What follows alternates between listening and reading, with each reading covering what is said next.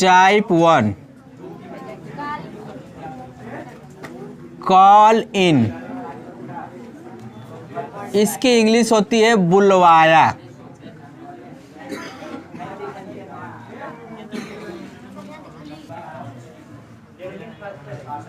अध्यापक ने छात्रों से अंग्रेजी बुलवाया आ रहा है। वह मुझे अपने घर पर बुला रहा है।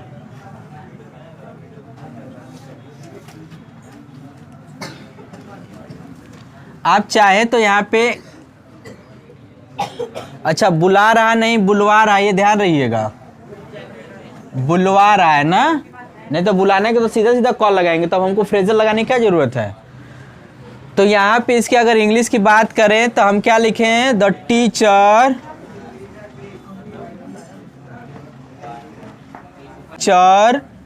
कॉल्ड, लिख दें, कॉल्ड इन लगाएंगे। क्या लगाएंगे, अगर नहीं तो अगर हमको फ्रेजल वर्ब यूज नहीं करना तो मेक कॉल लगा सकते थे, मेक लगा देंगे तब भी तो बुलवाना हो जाएगा। किसको बुलवाया, हमारे पास ऑब्जेक्ट है तो मेक का यूज करेंगे। वही होता है कि अध्यापक ने अंग्रेजी बुलवाया, किससे बुलवाया नहीं पता, तब यहाँ पे गेट का यूज कर लेते, तो हम लोग क्या कॉजेटिव वर्ब में भी यूज कर सकते थे, लेकिन यहाँ हम लोग फ्रेजल वर्ब का यूज कर रहे हैं। सेम कंडीशन है। द टीचर कॉल्ड इन, क्या बोल रहे, कॉल्ड इन किससे बुलवाया, छात्रों से, तो केवल स्टूडेंट्स लिखेंगे। क्या लिखेंगे, स्टूडेंट्स। फ्रेजल वर्ब में यही एक सबसे आसान होता है कि से के हर जगह के लिए लगाने की जरूरत है, लास्ट में लगाते हैं उसको। उसके बाद हो जाएगा इंग्लिश, क्योंकि जब नाउन और प्रोनाउन आता है तो हम उसकी वरीयता पहले दे देते हैं। वह मुझे अपने घर पर बुलवा रहा है, तो क्या लिखेंगे, ही इज कॉलिंग, क्या कॉलिंग इन, अपने, he is calling in me his home. यहाँ पे हो जाएगा कॉल अराउंड,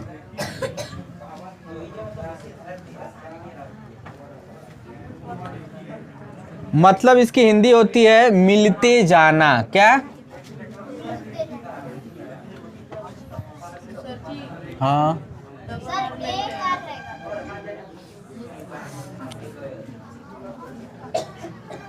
कॉल अराउंड मतलब हो जाएगा मिलते जाना। पहली होती है मैं तुमसे 4 बजे तक मिलने आऊंगा।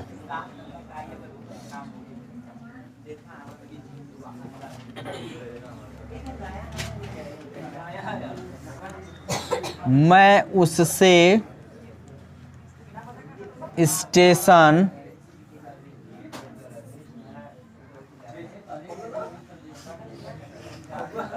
मिलने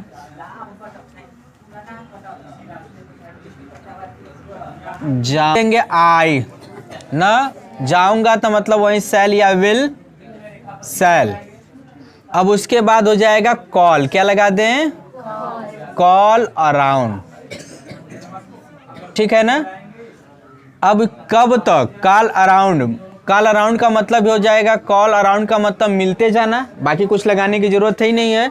उसके बाद हम लगा देंगे यहाँ किससे, तुमसे ना, तो या तो आप चाहे टू यू लगा लीजिए या तो केवल यू लगा दे। फ्रेजल वर्ब आ जाता है तो ज़्यादा परेशान होने की जरूरत नहीं, अगर आप टू यू भी लगाते हैं तब भी कोई दिक्कत नहीं। उसके बाद हो जाएगा 4 बजे तक, तो लिखेंगे एट, क्या लगाएंगे, एट 4 o'clock।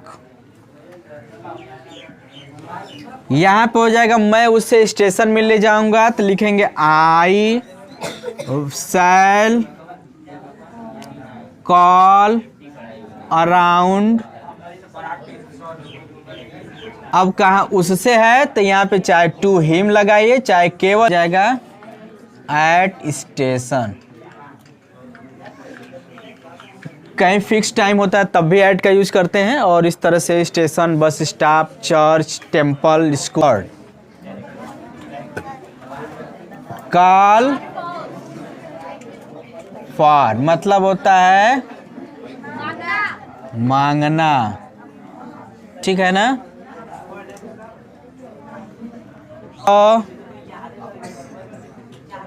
जज से न्याय मांग रहा है। मैं 2 बार तुमसे पैसे मांग चुका हूं।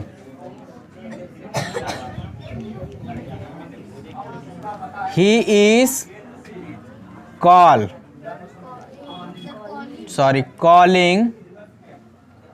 for, ठीक हो जाएगा, द जज, हाँ, फॉर जस्टिस या लॉ भी लगा सकते हैं। हाँ, अरे आई हैव, ठीक है ना, कॉल्ड हो जाएगा ना। कॉल्ड क्या हो जाएगा, फॉर मनी, तुमसे ना, तो पहले तुमसे लिखेंगे तो यहाँ पे हो जाएगा यू, चाहे टू यू लगा लीजिए। अब उसके बाद हो जाएगा क्या मांग रहे हैं हम, मनी। कितनी बार, तो 2 टाइम्स। 2 ट्वाइस नहीं होता, वो 2 गुना हो जाएगा। ट्वाइस का मतलब क्या होता है, हाँ, गुना में आ जाएगा, और टाइम्स का मतलब बार होता है। कॉल ऑफ मतलब होता है रद्द करना।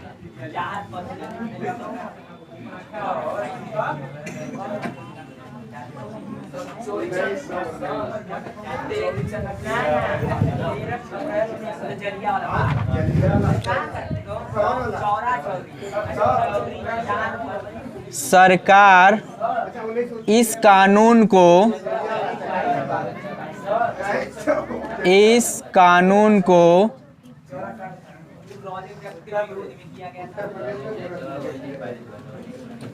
रद्द कर देगी।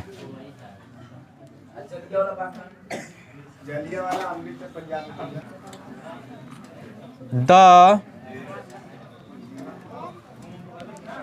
गवर्नमेंट, उसके बाद हो जाएगा कर देगी, तो किसका यूज करें हम, विल कॉल ऑफ। अब कह रहा है कि इस कानून को, तो दिस लॉ ना, कानून, रूल नहीं बोलेंगे, दिस, हाँ, दिस लॉ।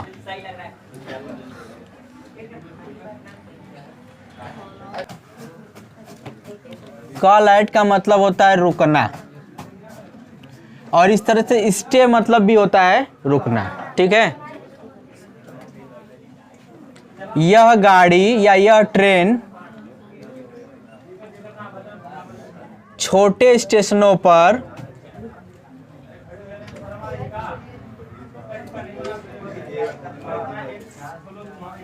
नहीं रुकेगी, नहीं रुकेगी, तो हो जाएगा this train will not call at, small बस लिखे, स्मॉल स्टेशंस, क्योंकि स्टेशनों लिखा है ना। कॉल डाउन,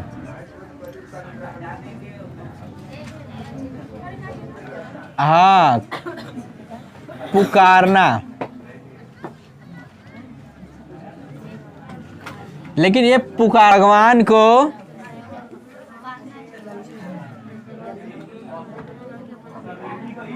तुम्हें भगवान को पुकारना चाहिए।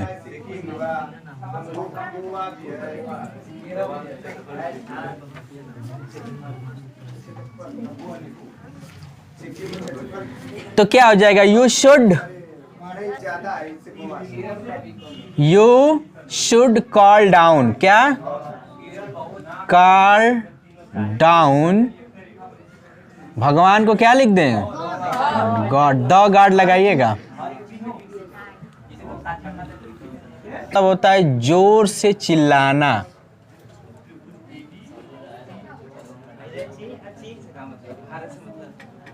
चिल्लाना। उसने मुझे जोर से बुलाया। He called. क्या लिखें? Called out. He called out. बस यहाँ पे मी लिख देंगे। अगर इस तरह से हमको फ्रेजल वर्ब का यूज ना करना हो तो हमको लिखना होता है ही कॉल्ड मी साउंडली। ठीक है ना? साउंडली। बात समझ? साउंडली का मतलब होता है जोर से चिल्लाना। ठीक है ना? अगर हम इसको नहीं लगाना तो छोटे में बना लेंगे। ये कॉल आउट का मतलब क्या हो जाएगा? जोर से चिल्लाना। हो जाएगा 8वां कॉल अपॉन।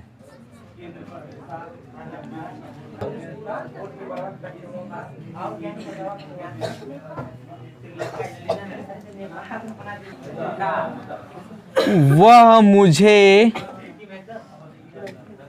निमंत्रित किया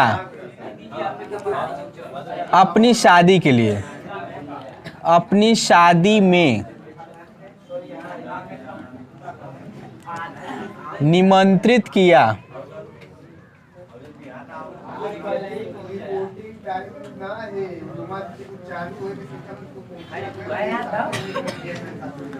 तो क्या हो जाएगा? ही लिख दे।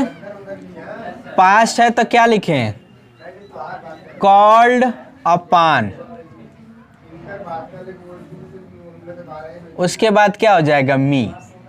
अपनी शादी में तो हम क्या लिख दें? हिज। In his. क्या लिखेंगे? In his marriage.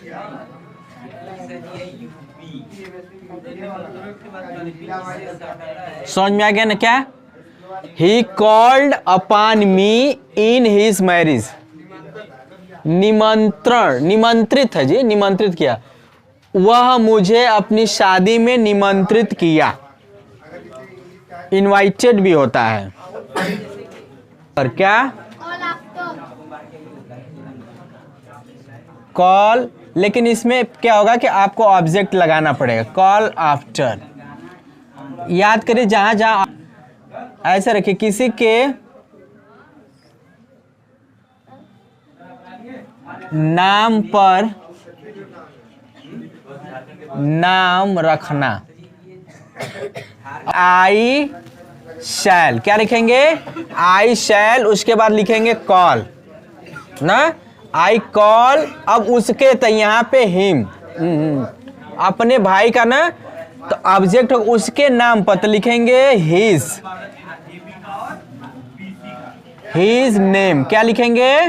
His name. अब आप लगाएंगे आफ्टर। क्या लगाएंगे? आफ्टर। यानी बोले थे कि कॉल और आफ्टर के बीच में हमारा ऑब्जेक्ट आएगा तो उसके नाम। अब लिखेंगे किसके भाई का नाम? अपने भाई का ना तो माई ब्रदर। मैं उसके नाम पर अपने भाई का नाम रखूंगा। हो गया ना? आई शैल कॉल हिज नेम मतलब उसके नाम पर आफ्टर माई ब्रदर।